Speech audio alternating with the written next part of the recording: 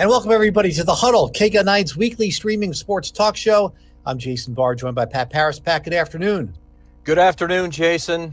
Here we are, middle of football season, and things are going pretty well for the old Arizona Wildcats. 3-0. They've played very well. 2 wins over non-Power 4 opponents with Weber State and Hawaii. A little tougher opponent, Kansas State, who I still don't think is a very good team. I think we're going to know a lot more in a couple weeks how good this Arizona team is when they go to 12th ranked Iowa State. Both teams have a bye. All right, we'll get to that. But first, Pat, our Huddle poll question. As U of A football is 3-0, which Wildcat player has been the most pleasant surprise so far? So you can pick, gave a couple offensive guys, Gavin Hunter and Ismail Mahdi, and a couple of defensive guys, Chase Kennedy and Javen Watley. You could probably throw a Genesis Smith in there, although he's done really well. I don't know if that's a surprise, but I don't want to leave him out. There's a couple of guys who you could put in there. Pat, I'll and everybody can vote. Go to X or KGUT9 / poll, or go to X to vote. Pat, I wanted to go with the defensive player because I feel like Mahdi and Watley each have only had one really good game. So I didn't want to go with them. So I went with the defensive player. I went with Gavin Hunter. I like the way he hits, and I like kind of his mojo a little bit on defense. Yeah, I can see that. I also thought Genesis Smith might be on there, but maybe we aren't as surprised by him, right? Because he's had some pretty impressive games last year, and we expected a little bit more for him. I'm with you. I really wanted to go defensive player, and I was going to go Chase Kennedy actually, because a couple of sacks puts him among the top, 30 or 35 in the. He has 2 sacks. Yeah, has 2 sacks in the NCAA, and so he was a sort of pick of mine. But I went with Mahdi. I only because. He's the only player that's won a Big 12 Player of the Week honor so far in three weeks of some pretty good football, and so I thought that gave him the nod. 221 all-purpose yards in one game. I know it's just one game, but he also has 269 rushing yards all season, ranks him 33rd nationally. So I did go with him. Watley, right there too. But Mahdi's performance on Friday night was just something spectacular. Yeah, you wanted a running back to kind of step up, and I think he did. Part of it is injuries to the other backs. I think that Ismail Mahdi is a little bit of a burst of speed, maybe that the others don't have, right out of the, coming out of the line. I also like Wesley Yarborough. He's a freshman. I hope he gets more involved in the mix. But I like the way that Mahdi stepped up a little bit. He's not a big guy. I don't know if can take the pounding of 30 runs a game. But they don't need that with the other backs. But I like the way that he's kind of stepped up a little bit, and certainly, the big time performance the other night. Here's what I really loved about his performance on Friday night. It's not the yards and the big plays. They were important. But what was important was in that fourth quarter when the game was still not put away, and you're thinking, okay, how can Arizona lose this game after playing so well? And they had that awful start to the second half. I get that, but they hadn't quite put the game away. And every time they needed something to happen, it seemed like he was the guy, right? He was the one who was able to get the yardage they needed. He was able to help them put this game away, and it took a while for him to do that. But he was a big part of it, and that's why I think that was an intangible that gave him my nod. Pat, I know this team is 3-0 for the first time since 2015, but can you really get excited knowing what those 3 opponents look like? As a bad Hawaii team, Weber State's not even an FBS team, and we saw how much Kansas State struggled. They lost at home to Army. They barely beat North Dakota. They've got another loss in there. It's not a good Kansas State team, and they were able to hang on and win. You can see the problems on the offensive line. I'm more worried about that than special teams. Okay, we'll get to special teams, but let's go with the offensive line, Pat. I mean, come on. I mean, it was like the strategy was to hold on every play and hope it didn't get called every time. Well, that's an offensive lineman called for holding, Pat. I know you want to look at the positives. I know there's lots of positives with 3-0, but you got to be concerned about that offensive line. Well, I'm a little concerned about the holding calls. Those holding calls quite often are coming on passing plays. They did a great job run blocking, and that's why they were given the award for Offensive Line of the Week. What do they call that? The Beef Award? Beef of the Week. Beef of the Week. Beef of the Week award. Yeah. They earned that in the run game. They didn't earn that in the pass game. That's for sure. They got to fix that, and I know it's lip service at this point. You say we got to fix it. We got to stop it. Well, it's really easy. Don't hold. I mean, you can grab a guy inside, but you can't grab a guy and pull him around on the outside, and that's what they're doing. I will say this, Jason. There's that old thing about you can only play the teams on your schedule and you're 3-0, and that's partly true. They're 3-0 for a reason. They played better than all three of their opponents. And look where UCLA is, and we'll get to that. Exactly.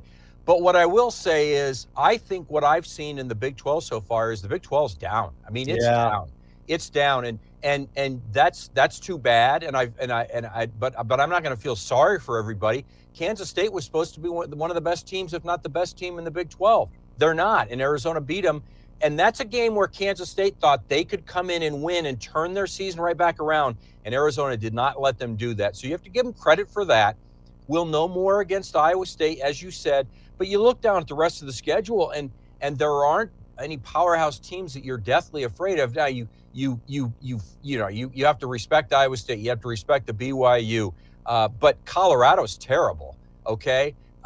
West Virginia lost to Iowa. Virginia, lost to Ohio the other week. Yeah, although they ended up beating Pitt. Had to come back. Yep. I saw so and Arizona State seems to be So you look down the schedule and you say, I'm not trying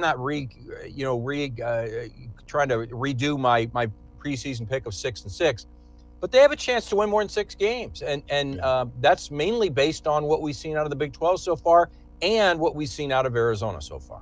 Yeah. I'm not as worried about special teams, and here's why.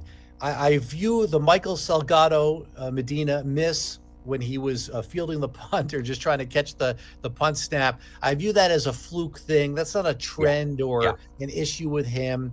And to think that a first-year kicker is going to not miss any kicks, hey, people forget Tyler Loop missed some kicks last year. Sure, and Tyler Loop's first year or two, he only had to do the short kicks because they had Lucas Haversack, who was doing the longer kicks. Right. So to think that a kicker is going to come in here and be automatic on every kick, I don't think that's the case. I think that's an unfair expectation. So I'm not really as worried about the special teams as I am about the offensive line. No, I'm not worried about the special teams. I'm with you. I think that a kicker's going to miss kicks. It just happens. Whether you're a first-year kicker or you're a fourth-year kicker, kickers miss kicks occasionally. You just don't want it to come down to a situation where you have an opportunity to win and you miss a kick. They've got to mature and handle the pressure. That punt. What the worst thing that happened to Arizona was halftime, right? They were cruising in that game, and sometimes that happens. Arizona's defense had shut down Kansas State to the tunes of what? Yeah, that Kansas State coaching staff did something at halftime, and that team came clearly, but they had 44 yards at halftime. That's all. Yeah. 44 yards did Kansas State. He told those players at halftime, if something doesn't change, you're not coming back. Yeah. Well, and they designed a little run play that just Arizona had. It was almost like they fell asleep. They got lulled into thinking we're going to make the stop. They didn't. Boom, 75 yards, and then you just have a miss. It just sometimes goofy things happen like that, Jason, and all of a sudden you're a team that hadn't given up any touchdowns all season defensively gives up 2. One of them, albeit a very short field. And a game that looked like it was completely in control, suddenly you're only barely ahead. So, things like that happen. I'm not concerned about that. I would have been, now, don't get me wrong, had that not turned out in Arizona's favor, we would have been talking about how disheartening a loss that was to blow that kind of lead and that kind of domination in the first half. But they didn't. They figured out a way to win. The defense made a stop late. I think the defense has a little bit of a tude, Pat, little bit of an attitude that I like. That's why I picked Gavin Hunter in that whole question. They've got a little bit of a spunk to it, the healthy one. Yeah, and I think that starts with the coaching staff. I don't think there's any question about that. Gonzalez is like that. Yeah. Yeah. And so when you're defensive coordinator who I love the fact that he's right there with them, right? He's right there with them. A lot of times you're not, you got coordinators up in the booth. He's not, he's on the field. I think that's a point of pride and a point of emphasis because Jason, don't forget, 2 years ago when they were going, making a run at the end of the season and going to the Alamo Bowl, the defense still had some problems. They were giving up lots of points. It was just the offense was going so well. And so now you've got a situation where your offense can score some points, but you can't expect your offense to score 35 or 50 points a game. You got to play with an attitude on defense, and you've got to shut guys down. And they've made some big plays, and they certainly did make some big plays at the end of the game against K-State. We'll talk more about Iowa State next week, so we'll just do it briefly here, and we'll get to a couple other things of interest here. But they can't go to Iowa State and get blown out of the stadium, Pat. That takes away from the 3 losses. I'm not expecting them to go there and win at the 12th ranked team in the country. The program's not at that spot now, but you can't go there and get blown out of the stadium. Here's what you need to know about Iowa State. They're not an explosive team. They're a real methodical team, both defensively and offensively. Throw out the South Dakota State score there, but look at those scores, Jason. Yeah, they hung on to beat Kansas State in Dublin. They come home and they blow out South Dakota. Big deal. They barely get the win over Iowa, and that's the rivalry game. That's always a close game. That's always a low-scoring game too. But Arkansas State, 24-16, they struggled a little bit. And I'm not saying you can guarantee that's going to happen. I'm just saying this could be a low-scoring and close game, and it's going to come down to the little things, both defensively and offensively, for Arizona if they want to win in Ames. Okay, we'll get to that more next week. I want to touch on a couple of other things, Pat. Listen, we talked a lot about the last couple of years, the UCLA and USC going to the Big Ten. Yep. And I told you this was not going to be good for UCLA football. I didn't think it was going to be this bad, okay? But I thought they would have issues with teams coming into their home stadium and it being heavy Nebraska for a game against Nebraska in their home field, and some of those other Big Ten teams as well. Never did I think it would get to this point, because I think it kind of just stunk of greed a little bit when they went to the Big Ten, and that never kind of works out. But it was like Deshaun Foster was never comfortable on media day last year, and it was like, boy, if he's not comfortable on media day, what else is he not polished at for the job? They let him go after barely more than a year. The AD says it was his fault to put Deshaun Foster in a spot where they were changing conferences. Okay, whatever. But boy, UCLA, that football program, now they have a lot going for them based on the fact they're in the Big Ten and they are in Los Angeles.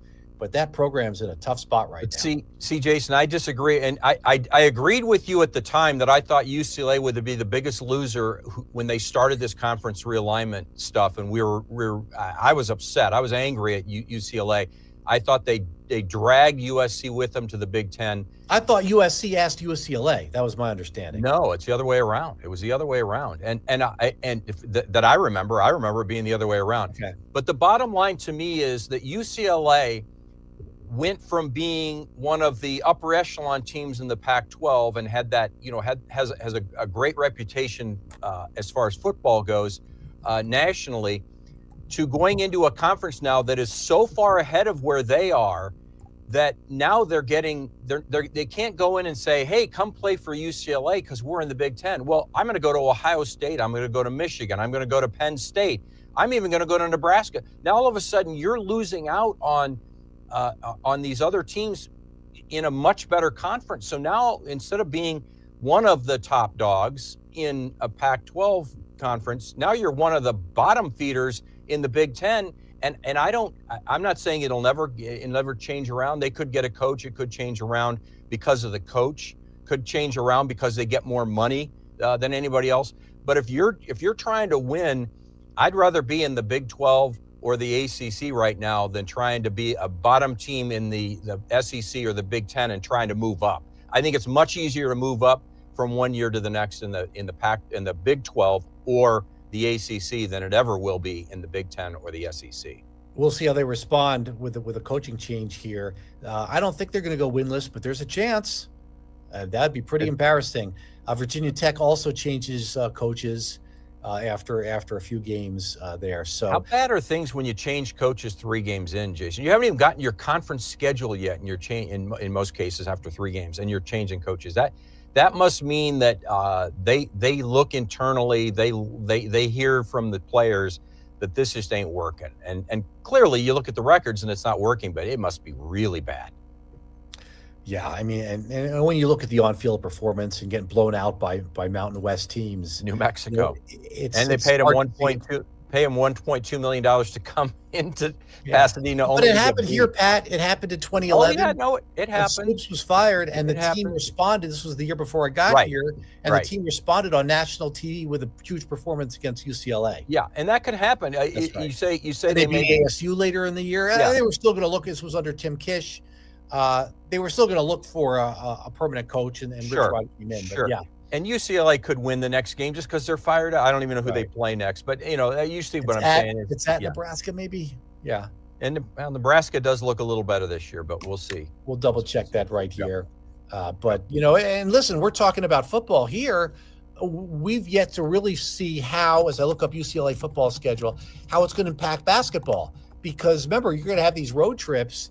That's at Northwestern, not Okay. Nebraska. And that's in 2 You could weeks, I see believe. them kind of pulling together Yeah, as with a a couple team. weeks, Yep. to get ready. Yeah. We also don't know how it's going to affect in basketball too. We're going to have a road trip. We're going to go at Michigan Yep. and at Michigan State. It's not, that's a little different than at Washington and at Washington State. Yeah. No, there's no question. I think you and I both thought the travel would get to them eventually. We thought recruiting would be tough because yes, you have an advantage in California, but you don't have an advantage in Texas and Florida and Alabama and Mississippi and Ohio and Pennsylvania. You're just not getting those players to come to UCLA unless you have a bucket load of cash to give them. All right, to the NFL. Actually, we thought about making the Huddle poll question, which 0-2 team is most concerning. We thought about that one, and whether people would pick Kansas City or possibly Miami or somebody else, but we wanted to keep it local. You could pick the Giants in there, but I don't think anybody thinks they're going to have a decent season. That has to do with when they're going to move Russell Wilson and put in Jackson Dart, which certainly was delayed, by Russell Wilson's performance here. Sure. But the Arizona Cardinals are 2-0. After a win against Carolina, they held on there a little bit. And interesting homecoming for Tedero McMillan, the former U of A star who was in the first round. He had exactly 100 yards receiving. Lathan Ransom, the fourth round pick, had 4 tackles. He played, I guess you would call it in the dime defense, the passing scenario. He wasn't really in there much in special teams. At least I didn't see it. It looked like he was there more on dime defense. But, nice homecoming there in week 2 for the Panthers. And, they'll try to get a win against Tucson's other player, Bijan Robinson, in their home opener. Both games have been on the road as they host the Falcons this week. Yeah, and back to your whole, which one disturbs you more? Well, the Dolphins they're just awful, and so they're going to have to make a coaching. I think they're going to make a coaching change at some point. Boy, this guy was the talk of the coaching a few years ago. The darling of the His league. Style, everything was so he's fantastic. He's what so happened? funny. Yeah, so funny. But sometimes you just run out, and Tua just has not been what they expected and hasn't been healthy in some cases, but then hasn't been very good even when he's healthy. The Chiefs it was interesting to watch that game over the weekend because the Chiefs suddenly were really whining about not getting some calls, and we how we kid about Patrick Mahomes gets every call, and suddenly the Chiefs weren't getting the calls, and you just wonder, well, now that Taylor Swift and Travis Kelce are engaged, maybe the NFL isn't calling in the cheat codes. I don't know. That's just it's tongue in cheek, obviously, but they won a lot of games last year by the slimmest of margins. That's right. They looked terrible in the Super Bowl. The history of Super Bowl losers going into the next year is not great. And they bucked that trend. Feels like their dynasty. I don't want to say it's over because Patrick Mahomes is so young that they could still rebuild and win another one in a couple of years. But I think there's going to be some rebuilding or retooling that needs to happen before they win another one, if they're able to do so in a few years. But it's not going to happen this year. It's the Bills or somebody else this year. And some of the players are starting to look a little bit older. Not Patrick Mahomes. He just turned 30, so it's not like him. But, Travis Kelce, looked fine, but it's not quite the same Travis Kelce. And going down the line. This is his last year. Yeah. Oh, there's no question. It's his last year. So the Chiefs are. Should they be surprised? Should we be surprised they're 0-2 a little bit? But and when you look at exactly what their schedule's been and how they played, that doesn't surprise me all that much. And I'm with you. I think that I thought last year we would see the Chiefs start to slip, but it took until the Super Bowl before we finally saw that.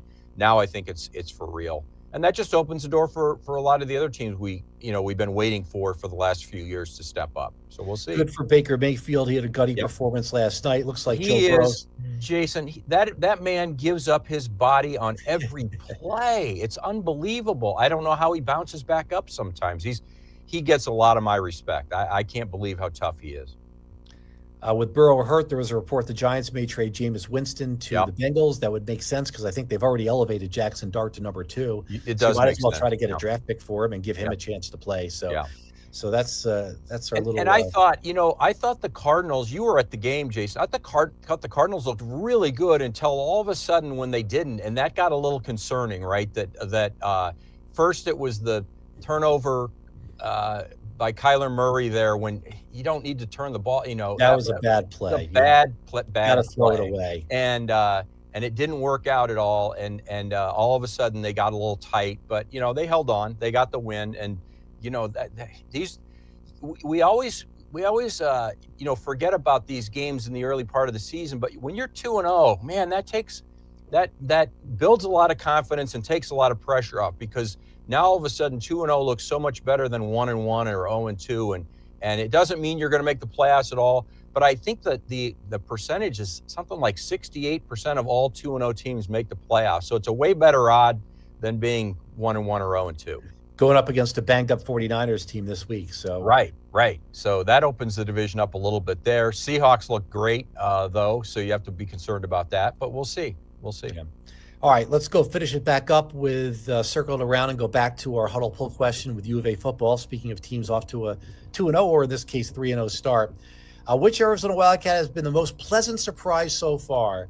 There's a little bit of recency bias there with Body, who just had the big game, right? But you are going off one big game. I'm surprised it's that one-sided because Watley had 180 something yards received. Something like that. If we asked this last week, he only gets 2.5%. Right. Yeah, Nunu Watley would have a little recency bias. Yeah, he would have won that last week if we did ask the same question. But I think what happens with Mahdi is whether it's injury or whatever, all of a sudden now he becomes the more of the feature back than just one of 3 or 4 guys. If he holds on to this and he can, he's not going to put up 189 yards against Iowa State, but if he puts, if he has another 100-yard rushing performance, you got a great chance to win. So we'll see. He might end up being the MVP, but 3 games in, he certainly looks good. Yeah, I think you can say we need to see a little bit more from either of the players here. But it's been 3 games, so we wanted to do something positive here. I'm with you, Jason. We got to give kudos to the defense. Yes, it was. I don't want to be like that reporter in Baton Rouge who they came off the win. And he's like, "What happened to the offense?" I actually kind of agreed with Brian Kelly. What do you want us to win 70-0? Yeah. There's another team out there playing hard too that wants to beat us. Right. So I don't want to be too negative just because I don't think the offensive line has been great, or just because I think their opponents have been bad. So I did go with the positive question. Yeah, and on the Brian Kelly subject with LSU, there's a as well as I do, we've been to hundreds and hundreds of post-game press conferences, the two of us. There's a order of which you need to ask questions, and you can get to the nitpicky stuff a little later on in the news conference, but you don't come out of the gate with, after you win a big game against one of your one of your biggest rivals, and you say, what happened to the offense? I mean, that just was it may have been a legitimate question, but not the first question to the head coach after an important win. So gotcha. Time and place. Yeah. Listen, I've been guilty of that before. A team makes a quarterback change and the mid game, and you say afterwards what led to the QB change. So I get it. I've been there before, but Pat's right. You got to do it. You should do it in the right order. It's just like if you're doing a quick one-on-one with somebody, you're going to soften them up. Let's ease early on before you get to. Yeah. Congratulate him first on the win. How does it feel, Coach? Right. And then So I actually I didn't think Brian Kelly was really that bad, but he had to apologize afterwards. I don't know. I didn't think it was that bad either. But he's had kind of Brian Kelly's had. He's had a tough go of it there, and he finally got a big win. So I understand why he was a little upset. And I'm not a Brian Kelly fan, But no, they have one of the better teams, Jason. They actually have a chance to win a national championship. Yeah. All right. So we will talk more next week about the Ohio State game, and we'll preview that a little bit more and get into that as Arizona looks to keep it going here. I think it's going to be a tough deal a week from Saturday, Yeah, but we'll talk about it. We'll worry about that next Tuesday. Let's give one final nod to Robert Redford, though, and I think both of you and I love the movie The Natural, and we'll always remember positive things about Robert Redford. And so, kind of sad news, not unexpected. I mean, he's 89 years old, but still, that's a legendary actor, and he made one of the great baseball movies of all time. Yeah, I don't know how you compare Major League to The Natural because they're such different movies. How do you compare a comedy to a drama, right? Yeah. But if I had to pick my favorite sports movie, it's hard to go against Rocky, which is one of the greatest movies of all time, right? But I think The Natural is up there. Mine's Field of Dreams, but yes, but I agree. Those are all up. Those are all kind of like in that top 3 or 4 for me, for sure. Yeah, Pat and I, for everybody listening, Pat and I were joking that some of our coworkers are so young that they're not as familiar with him. But I'm sure World News Tonight on ABC will do somebody's joke. Our producer Ryan is joking that The Sandlot's his favorite sports movie. I'm sure World News Tonight will do justice for Robert Redford and his careir, as they should, and not known for sports and sports movies, but that was certainly one of the Mount Rushmore of sports movies, I would say. Yep, exactly right. This has been the Huddle, KGUN9's weekly sports streaming stock show. For Pat Parris, I'm Jason Barr. Everybody, thank you so much for reviewing, watching, live or what have you. We'll see you right back here next Tuesday, same time.